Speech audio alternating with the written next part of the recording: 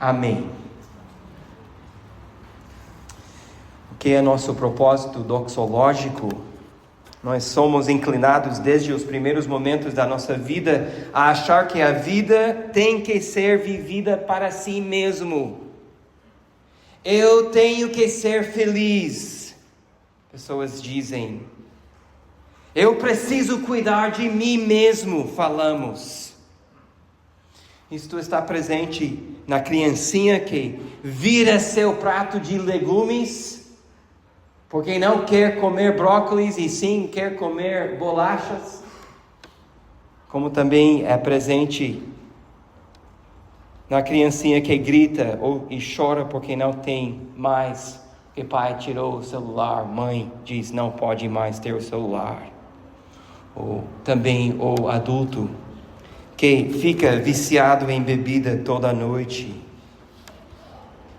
Ao nosso redor, não se enganem, amados, somos incentivados por fora, e isso casando com o desejo do nosso coração de dentro, a buscar a viver para a glória de si mesmo. Mas o Evangelho muda tudo isso. O Evangelho verdadeiro muda, transforma tudo isso. Quem conhece a Cristo começa a viver uma vida não egocêntrica, mas uma vida cristocêntrica. Não centrado em si mesmo, mas uma vida centrada em Cristo. É isso que nós cantamos hoje à noite. Me convém diminuir. O que é isso diante dos olhos do mundo? Isto é um papo ridículo, uma canção sem sentido. Negar a mim mesmo, tomar a minha cruz, quem faz isso? Mas o chamado do Evangelho é um chamado para largar o vazio de buscar sempre o que agrada a si mesmo e viver para a glória de um outro. Jesus Cristo primeiro fez isso. Lembra como Paulo falou dele em Filipenses 2? Ele julgou a sua divindade, não algo que precisava ser guardado a qualquer custo, mas ele esvaziou a si mesmo. Jesus mesmo fez isso. E ele nos disse, o Filho do Homem não veio para ser servido, mas para servir, para dar sua vida em resgate por muitos. Então Pedro, verso 10, nos lembra que vivemos também para a glória de um outro. Ele nos lembra do nosso propósito doxológico. Versos 10 e 11. Só quero ver rapidamente como Pedro coloca esta ideia em palavras. Primeiro ele diz que Deus é um Deus de graça. Deus é um Deus de graça, porque na vida real, a salvação não é alcançada por mérito, tem que ser dado, tem que vir como presente de Deus, graça porque não vem em troca, não é merecida, não conseguimos comprar. Mas graça é favor imerecido, é receber o favor de Deus, não por conta das suas propriedades boas, ou uma justiça que existe, que não temos, é dada, por isso que é de graça. Observamos que Deus é chamado Deus de toda a graça. Porque graça, ser gracioso é uma qualidade de Deus. Oh, isso são as boas novas do Evangelho para todos nós. Deus é um Deus de toda graça. Ele tem graça como uma qualidade dele. Então não vamos acordar um dia a encontrar um Deus que esqueceu de sua graça e descobrir que chegamos ao limite, ao fim do seu favor. Ele é um Deus de toda a graça. Observamos que Pedro nos diz que Deus nos chamou. Deus de toda a graça nos chamou. O tempo do verbo é no passado. Pedro não diz que Ele possa nos chamar, nem que Ele vai chamar, mas que Ele chamou. Entretanto, Ele também salvou. Meu irmão, se hoje à noite você está sentado na sua cadeira como uma pessoa salva, por conta da graça de Deus e o chamado de Deus na sua vida. Somos perdoados, reconciliados, redimidos, adotados, porque somos chamados em Cristo antes da fundação do mundo. E isto é a segunda parte. Deus de toda graça que nos chamou em Cristo.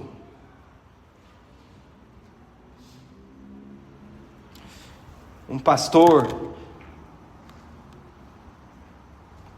conhecido, famoso, chamado Ambrósio, viveu no final do quarto século, morreu lá pelos anos 390 e pouco. Então ele tivera o privilégio de viver poucas gerações depois dos apóstolos terem morrido.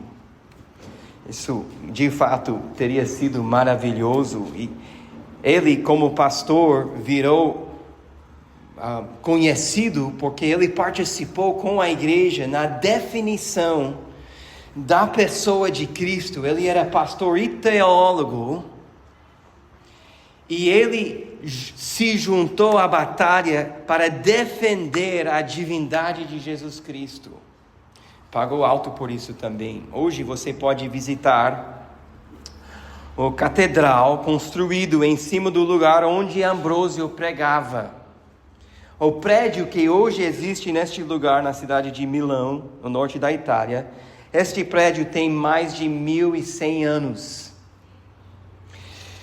Mas é uma construção em cima do lugar do prédio onde Ambrósio pregava, pois aquele prédio pegou fogo. Por que alguém gostaria de visitar aquele lugar? Pronto, por alguém como eu, é interessante visitar aquele lugar pelo valor histórico. Pelo valor histórico no progresso, no avanço do Evangelho ao redor do mundo. Ambrósio ajudou e muito a igreja a entender quem é Jesus Cristo. Mas não era por isso que muitas pessoas hoje em dia visitam a catedral.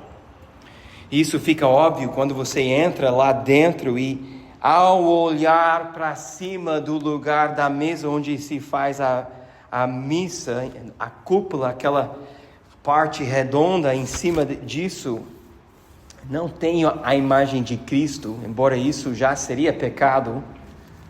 Quebrando qual mandamento? Vamos lá, pessoal. Quebrando qual mandamento? Terceiro mandamento. Não farás imagem. Desculpe, o segundo mandamento. Eita! Segundo mandamento. O terceiro é: não tomarás o nome do Senhor em vão. Tá, pronto, corrigido. Okay. Obrigado a vocês que viram o meu erro, me corrigiram aí. Okay. Eles não têm a imagem de Cristo, onde existe em muitos lugares, mas tem a imagem de Ambrósio, lá em cima. Não só por isso,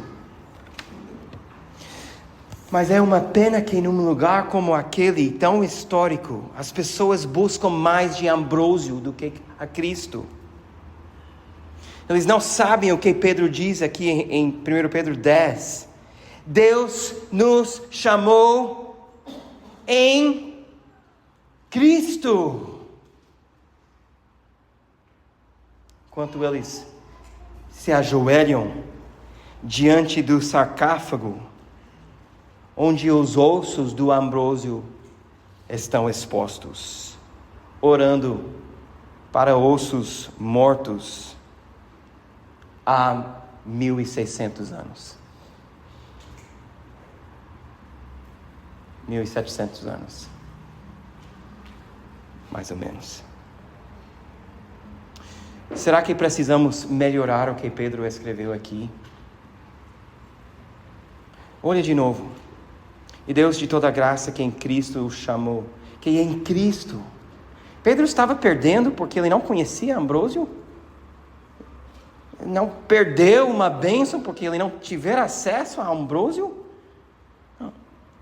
O Deus de toda graça que em Cristo nos chamou.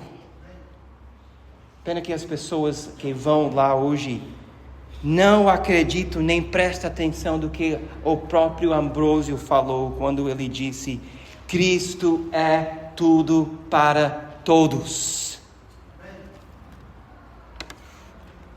E isto, amados, faz toda a diferença.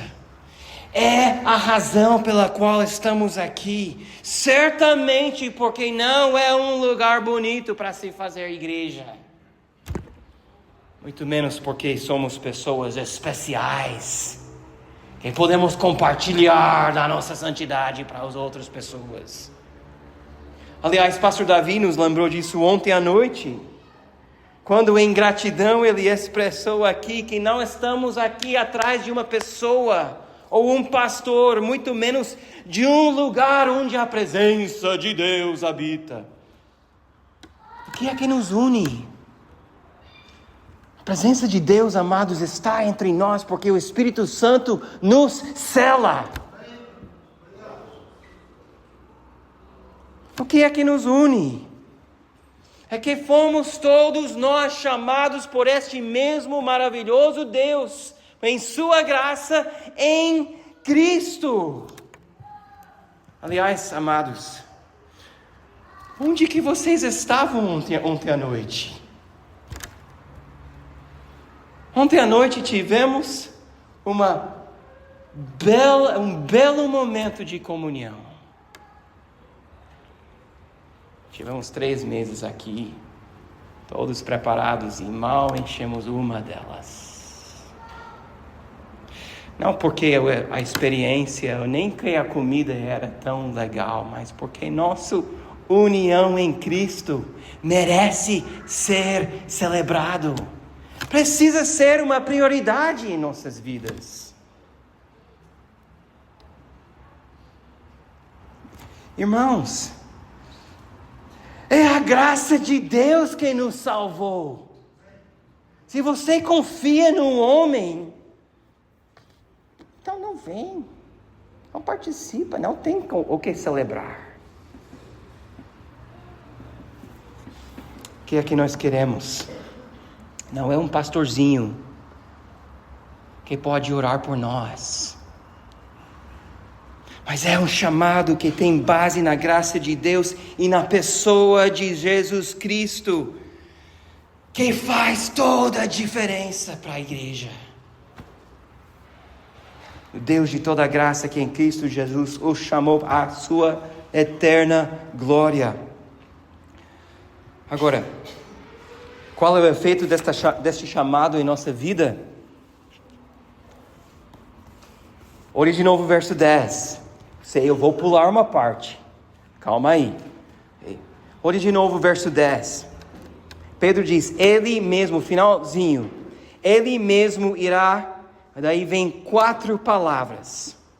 Mas antes de chegar nestas palavras, anotamos novamente o tempo do verbo, o modo do verbo que Pedro usa. Ele não diz, ele mesmo, se for possível, ou ele mesmo, que seja assim. Ele não falou num modo subjetivo, esperançoso, querendo que Deus agisse entre nós. Mas ele, na autoridade da palavra de Deus, inspirado por Deus, um dos homens santos que o Espírito Santo carregou para colocar para nós a verdade eterna diante de nós, em nossas mãos, ele disse que Deus irá mesmo fazer essas coisas. É uma garantia. O que é que Deus vai fazer em nossas vidas? 4 palavras. Primeiro, aperfeiçoar. Isso quer dizer funcionar. Na verdade, a ideia aqui é como se fosse um motor de um carro que precisa de muitas peças diferentes para fazer o carro andar. Assim, aperfeiçoar, quando todas as peças estão funcionando, o carro anda bem. Ele está dizendo que nós somos membros do mesmo corpo, mas várias peças, cada um fazendo parte. Deus aperfeiçoa-nos em conjunto como corpo, ligados uns aos outros. Segunda palavra, firmados ou firmes. Como aquela árvore de Salmo 1, verso 3, plantada à beira de uma corrente de águas, que no devido tempo dá seu fruto, porque está sendo alimentado pela palavra. Firmes. Terceiro, fortificados. Não uma força própria, como o mundo te chama para fazer. O mundo diz para si, olha para dentro de si, acha uma inspiração, seja forte. Mas no Evangelho aprendemos a depender da força do outro. Aliás, nós lemos os versículos de Efésios 3 no início do nosso culto hoje. Um versículo antes de onde começamos, verso 17, verso 16 diz a mesma coisa, que Deus vai nos fortalecer com o poder do Espírito Santo que ressuscitou Jesus Cristo. Quarta palavra, fundamentados. Como Cristo mesmo nos falou, que ao ouvir e obedecer a palavra dele, construímos nossas vidas numa rocha. Fundamentado. Jesus diz, aquele que ouve a minha palavra e me obedece é como aquele que planta seu pé em cima, construa sua vida em cima de uma rocha. Pode vir a chuva e o temporal, pode bater o vento, mas a casa não cai. Não porque a casa é forte, mas porque a rocha está segurando. Aliás, não escapamos, irmã, de passar por necessidade. Irmão, não escapamos de passar por tribulações. A promessa do Senhor é que por meio destes, Ele nos segura. Onde que você está construindo a sua casa? Este versículo 10 é tão lindo. Deus de toda graça chamou em Cristo para trocar a futilidade das nossas vidas para vivermos uma glória inalcançável por mãos humanas. Isto é o nosso propósito doxológico. Verso 11. A Ele seja o domínio para sempre. Ou seja, para viver assim, nós temos que dizer a Deus, eis-me aqui. Que seja a sua vontade, não a minha. Mas eu temo que muitos crentes estão por aí dizendo para Deus, Deus, venha cá, me ajuda a cumprir os meus propósitos. Mas o Evangelho nos diz, eu não quero mais os meus. Quero viver para a glória de um outro. Quero viver por algo melhor. Quero viver por algo eterno. Não a minha vontade, mas seja feita a sua vontade. O que acontece? Então nós já lemos estes versículos, mas em versículo 10, O que acontece então quando vivemos assim para a glória de Deus? O nosso propósito doxológico, verso 10 diz: a primeira coisa que estamos preparados para sofrer. Pronto, isto não é a mensagem vitorioso. Vence seu sofrimento. Não. Pedro diz: como muitos outros no mundo estão sofrendo, Ele vai fortalecer, firmar, aperfeiçoar, fundamentar você. Somos fortalecidos no meio do sofrimento. Às vezes nós achamos que uma questão de saúde, ou de pobreza, ou de solidão, pode ser um motivo de sofrimento, e estas coisas podem ser uma bênção em nossas vidas, se elas são usadas por Deus para nos empurrar mais a confiar no Senhor. São instrumentos ricos na mão do Senhor, se aplicamos assim. Deus, não sei como aguentar, não sei como conseguir, não consigo mais um dia, mas o Senhor consegue. Se a nossa dependência do Senhor cresce.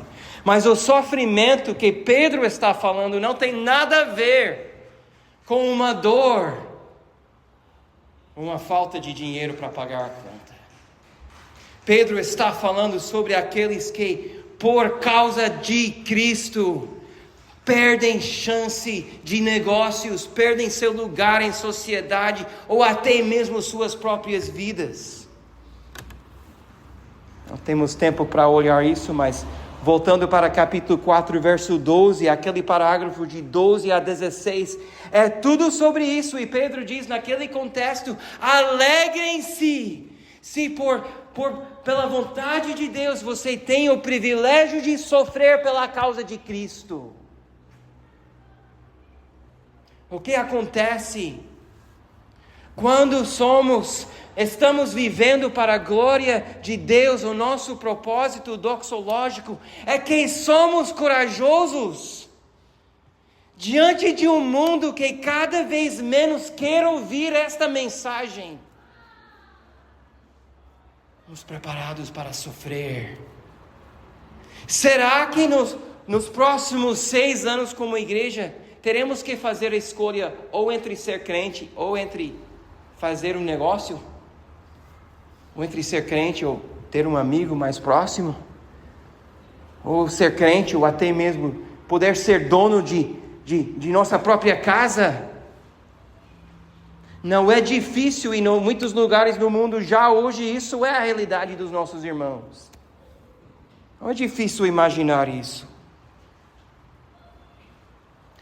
Se nós estamos aqui porque achamos que Deus vai resolver todos os nossos problemas, então haverá uma surpresa esperando por nós.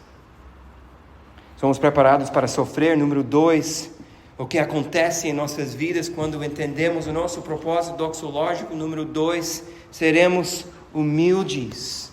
Lemos versículos 5 e 6 antes, mas eu estou referindo a estes versículos.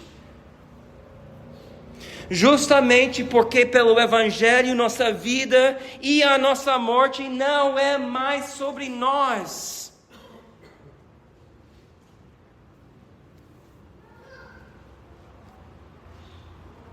Então podemos viver humildes, não pensando de si mesmo além do que convém, porque tudo que temos recebido de Deus. Tantas vezes crentes me procuram buscando que Deus abençoe seu próprio pecado. Outro efeito em nossas vidas, verso 7, é que descansamos. Olhe de novo na sua Bíblia, verso 7. Será que Pedro falou a verdade? Quando ele diz que Deus cuida de vocês, Pedro estava mentindo, não estava? Nós temos toda razão, todo motivo de sermos ansiosos Não temos? Porque Deus, obviamente, não se importa conosco. É assim que devemos falar? Jamais! Mas quando somos ansiosos, é assim que estamos pensando. Que Pedro está mentindo. Não posso lançar sobre Deus todas as minhas ansiedades, porque Ele não cuida de mim. A ansiedade é uma confissão que não confiamos que Deus cuida de nós. Então, quando entendemos nosso propósito doxológico, então temos condição de confiar que Ele mesmo cuida. Sabe por quê, amados? Sabe por que isso é verdadeiro?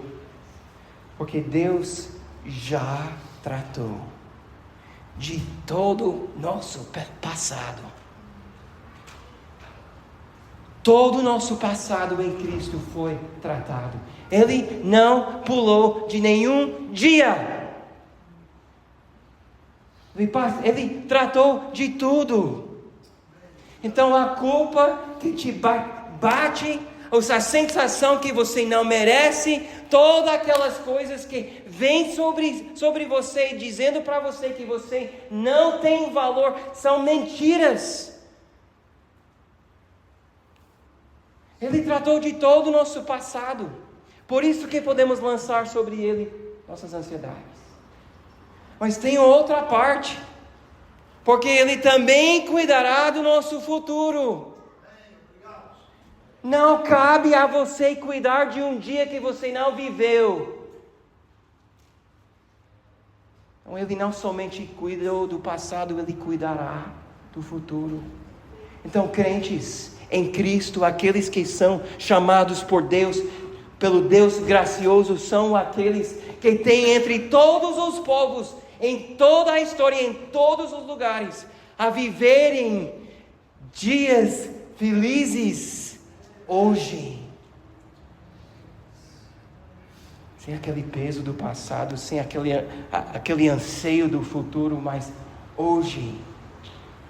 Porque Ele tem cuidado de nós. Você acredita nisso? Você acredita nisso?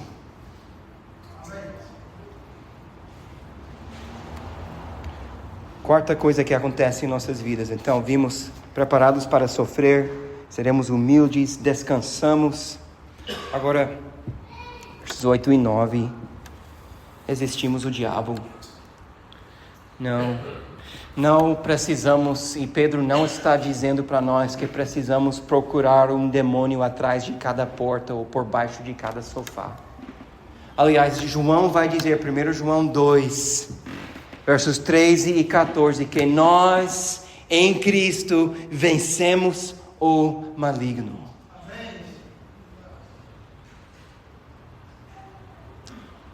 Ao mesmo tempo, porque vivemos para a glória de Deus, resistimos o inimigo de Deus. Resistimos. Sabe que o diabo tem um motivo singular em sua vida. Ele anda ao redor procurando devorar crentes fracos. Crentes que acham, eu posso trocar o convívio da igreja por um jogo de futebol. Ele procura devorar crentes que acham, hoje é frio demais, é chuva demais, é calor demais. Ele quer devorar você por meio do seu celular.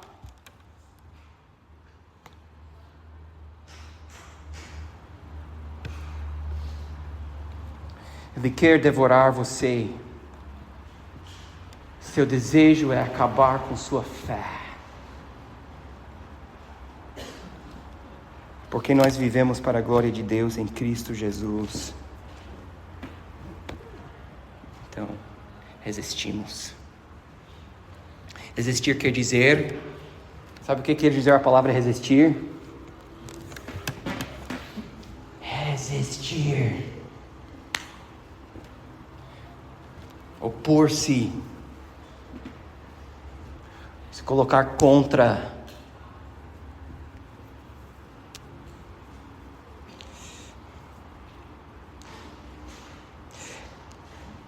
O diabo quer te tornar um crente inútil, distraído e duro de coração. Então resiste, firme na fé.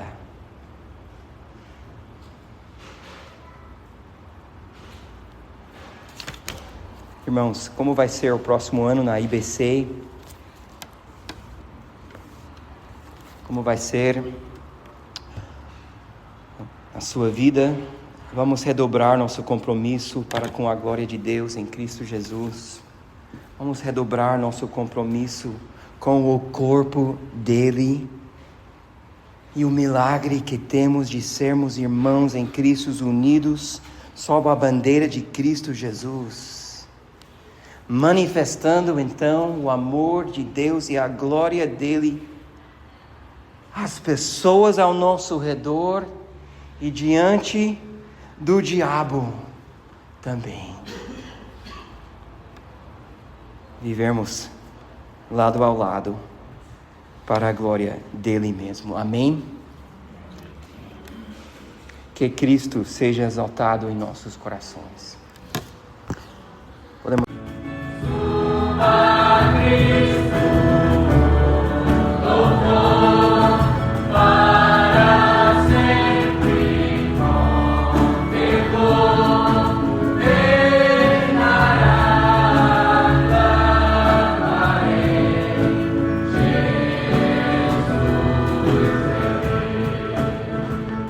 A Palavra em PH é o Ministério de Pregação da Igreja Bíblica Cambirela.